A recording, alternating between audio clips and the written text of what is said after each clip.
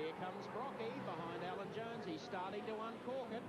Well, the crowd's standing and cheering in the grandstand in front of us that time around. They can see Brock sniffing a bit of blood here. Alan Jones falling slowly into his clutches. And this is what we said.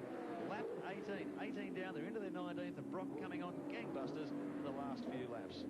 Yeah, he comes through turn one just a couple of miles an hour faster and starts to gather up Alan Jones very dramatically. Still not as close as he'd like to be, but if he's got that kind of snap through turn one, he'll just work away to the point where he comes onto the main straight as tidy as possible, slipstream him down the straight, and then know that he can reliably just nail it through turn one. Jones, you can see, has dropped back off the pace behind Scaife, and that's where the challenge has come from Brock. A few laps ago, he was sitting on his tail on the exit of that turn, but not so at the moment. There's Scaife getting away by about 2 car lengths. Down to the right-hander. Tough 22 laps around here. We could be looking at just a degree of driver fatigue. Not that I would ever suspect that any one of these three fellows weren't capable of doing 22 laps around here, but it's very demanding. It doesn't really matter whether it was 2 laps. It's demanding if you've got this level of competition to fight. This corner onto the main straight, critical for Brock. Did it very well last time around, was able to close the gap to Jones, but he's a bit further back this time. Alan Jones responding certainly faster than Brock through the back part of the circuit that time around. Brock looking for any opportunity he can get, trying to force Jones to make a mistake. But these are 2 of the most experienced drivers in the field, really taking the fight up with them every inch of the way. 19 down, they're into their 20th lap now.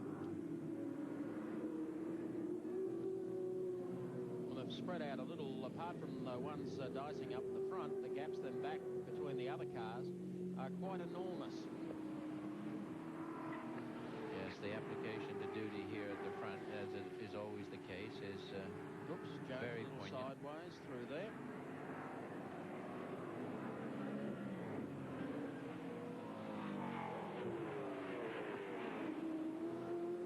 There we Coming go. up, George Ayew hangs to the right.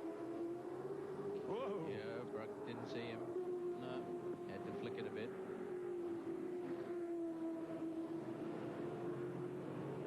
He's still a marvellous talent, isn't he, Brocky? And Alan Jones. For all the years of racing, they're still ultra-competitive. Brocky in his 50th year. Enjoying his racing just as much when he was a kid. Superbly fit. And a very, very competitive car. And might be a little more competitive too, because don't forget our next round, which is Malalar. The skirts come up on the Ford. The ride height comes up, what is it, Alan? 25 mils? It's not so much that the Ford is going to have to change. They're going to allow a few modifications to the Holden that basically were overlooked, it appears, 30 months ago. I don't know why it's taken 30 months for the General Motors engineers to figure it out that they need a bit more room, but in an attempt to keep the engineering level equal, they're going to allow the ride travel on the Holdens to be modified to effectively come up to the same that the Fords have at the moment.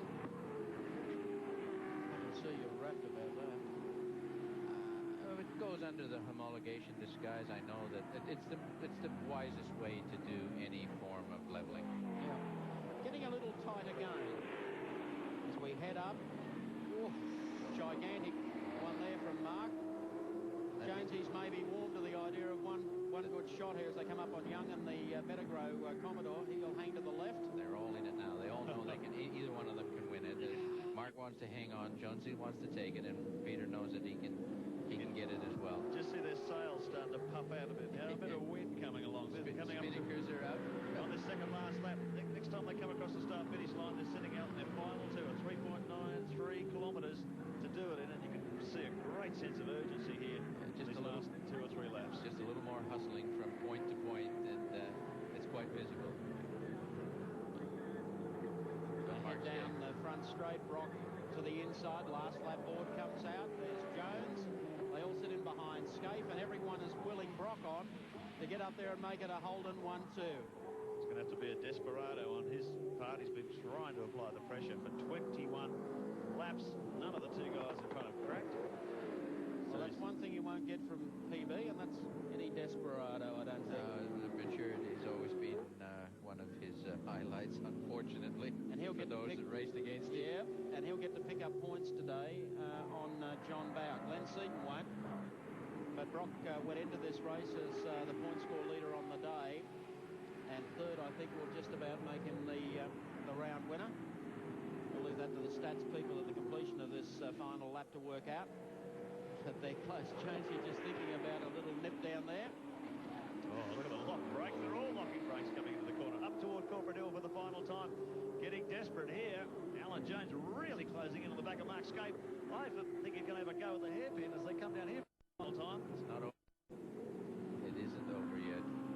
Nothing he can do about Scape there. A very conservative line for the midfield driver. Look at Jones right on his hammer here as they come up toward the 3 turns onto the main straight. Critical ground now. Scape looks like he's got it covered. I'd say he has. There's nothing that Brock can do. Watch that inside front wheel just hiking off the ground as he comes through the final corner. Bound for the straight here at Eastern Creek. And checkered flag time. Brock can't do anything about it. It's going to be Mark Scape in the Winfield Commodore first across the line in heat number 2. Brock comes down the outside of Jones. Just can't do it. Jones will pick up second. Brock takes third. And John Bower will take 4th place. Confirmation on the Shell Series race score of the top 10. Mark Scafe, the winner of race number 2 of round 7.